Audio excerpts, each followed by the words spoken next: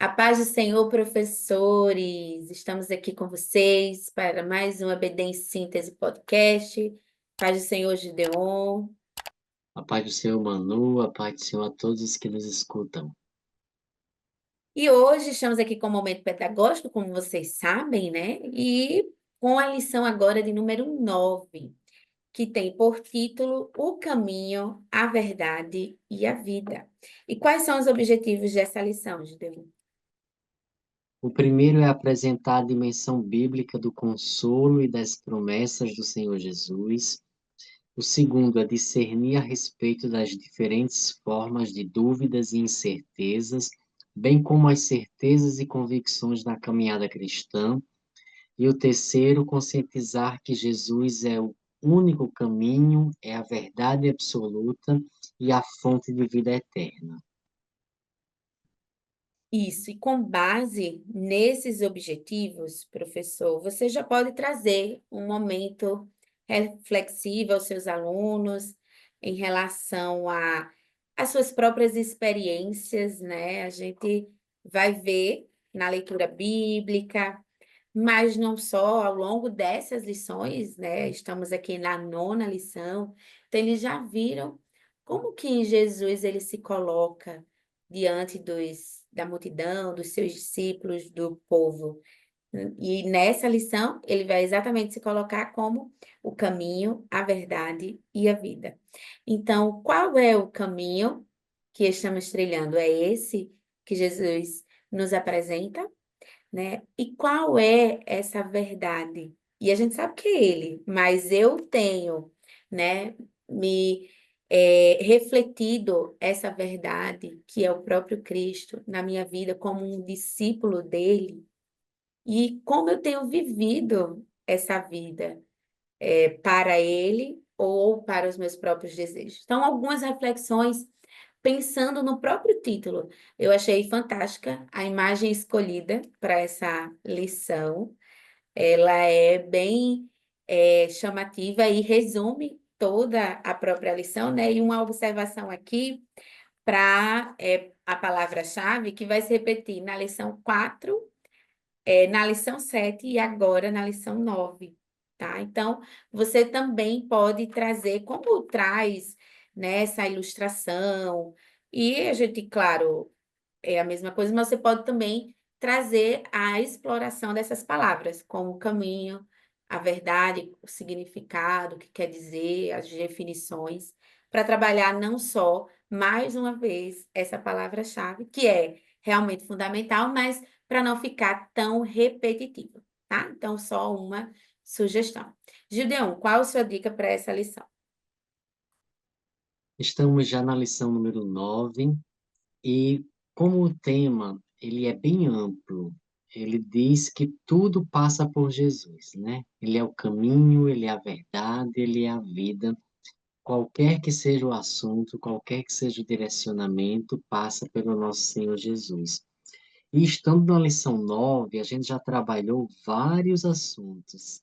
E eu lanço a proposta de uma revisão que você possa, tendo como base a lição número 9, caminhar pelas lições que já trilhamos até aqui, da 1 até a 8, onde você possa trazer uma pergunta de cada lição, ou se não quiser seguir nessa linha das perguntas, que você possa pedir aos alunos para abrirem, folhearem as lições anteriores e trazerem alguma coisa que aprenderam nessa revista, que viram pela primeira vez de uma forma mais aprofundada, ou até mesmo pedir aos alunos que digam sobre aquilo que lhes chamou mais a atenção, fazendo uma retrospectiva breve como introdução para começar a lição de número 9.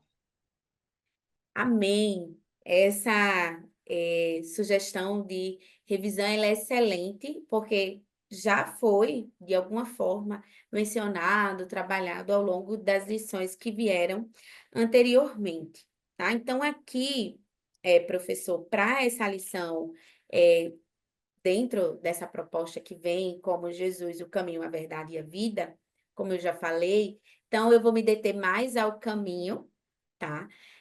ficando de que forma? Aqui sugerindo para você trazer questionamentos não só relacionados à trajetória cristã dessas pessoas, que conforme na introdução, você, após a leitura bíblica, vai começar, então, perguntar qual é o caminho, se eu fosse perguntar aqui, o caminho de Gideon, até chegar a Cristo, como foi? Então, cada um vai ter experiência. Claro que a gente sabe que não dá para ouvir a todos. Então, tanto você pode falar, convidar alguém no privado para trazer essa palavra, quanto você pode, na hora ali da aula, dizer, eu queria ouvir alguém que sentisse a vontade de falar como foi até chegar a este caminho. Recentemente, inclusive, na nossa igreja, escutamos um testemunho lindo de uma irmã que falou mais ou menos da sua trajetória de vida, e é algo transformador de fato, né? Ela falava ali que era usuária, ela aceitou a Cristo e aí estava casada com uma pessoa que era usuária de drogas e ela começou a usar. Então, por um longo tempo, ela perdeu a casa, perdeu tudo. E ela disse que, drogada, né, vinha seguindo a linha do trem e chegava ali até a Cidade da Esperança. E hoje ela estava ali, na Cidade da Esperança, até que um dia, ela olhando ali para os filhos dela, ela pede socorro a Jesus.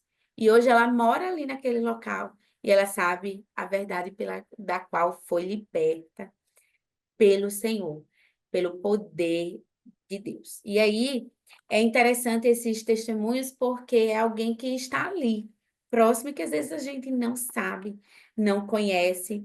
Então, o caminho que nós temos trilhado é um caminho que de fato nos direciona à vontade de Cristo, a Cristo, a refletir a Ele em todo o fruto do Espírito, em tudo aquilo que ele vai nos ensinar a agir com o outro, ou é um caminho que eu tenho construído um próprio Cristo? Há um Cristo em que ele é o meu servo, em que eu determino e digo como é, não, mas eu sou assim, é porque eu já aprendi assim, vai ser assim, alguém que não está aberto para ter uma vida transformada por ele, para ter, né, nesse caminho encontrar essa transformação de vida.